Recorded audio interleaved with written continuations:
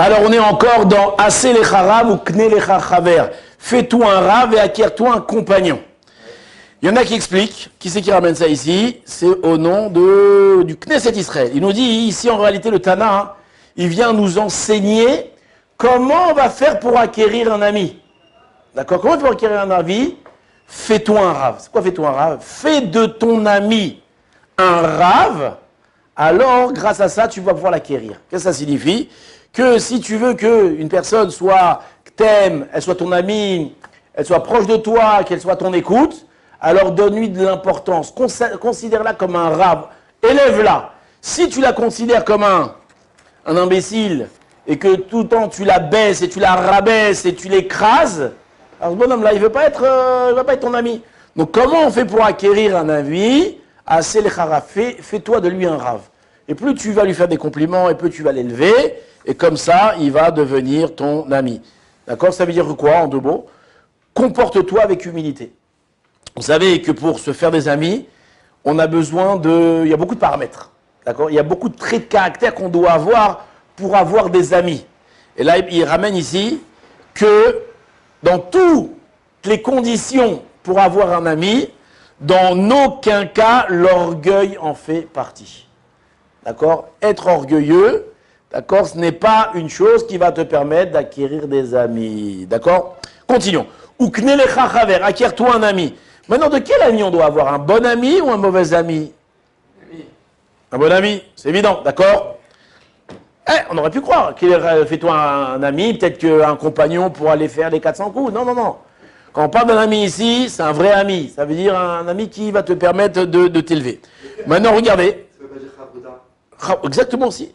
Chavruta, chavruta ou mituta, c'est le lien de... Chavruta, c'est quelqu'un qui nous pousse un petit peu à nous contredire et tout. Ouais. Complètement, mais c'est toujours dans le chibour. Et là-bas, le principe d'une chavruta, c'est que lorsqu'on étudie, alors on est comme deux ennemis, on veut se manger les uns les autres, mais après, on est deux amoureux, et on se prend dans les bras et on s'aime les uns les autres. D'accord? Exactement.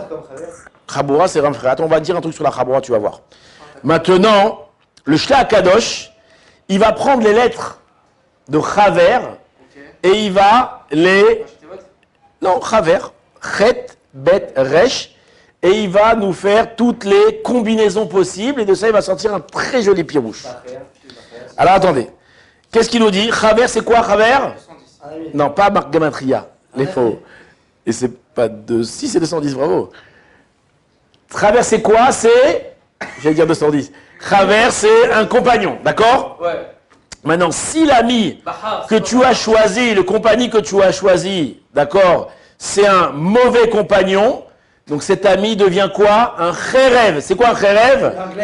Un glaive, une épée. Oui ou non? Rejbet. Et donc, qu'est-ce que tu dois faire? Barach. C'est quoi barach?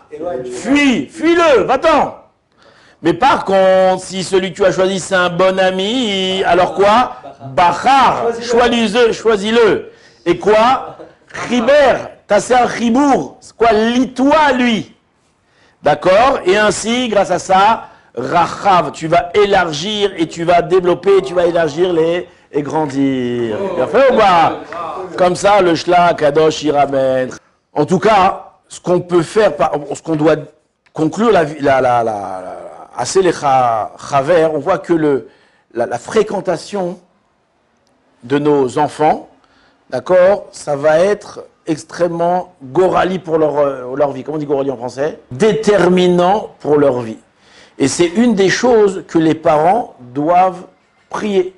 Que Hachem, il ait pitié de nos enfants et qu'il ne les rapproche, qu'il ne les colle qu'avec des bons amis. D'accord? Prie Hachem, et loin de mes enfants les mauvais amis. Et colle-leur que des bons amis. Parce que comme on a dit, dans l'éducation, il y a beaucoup de paramètres. Mais les amis, donc notre sujet à nous, c'est un très très gros paramètre.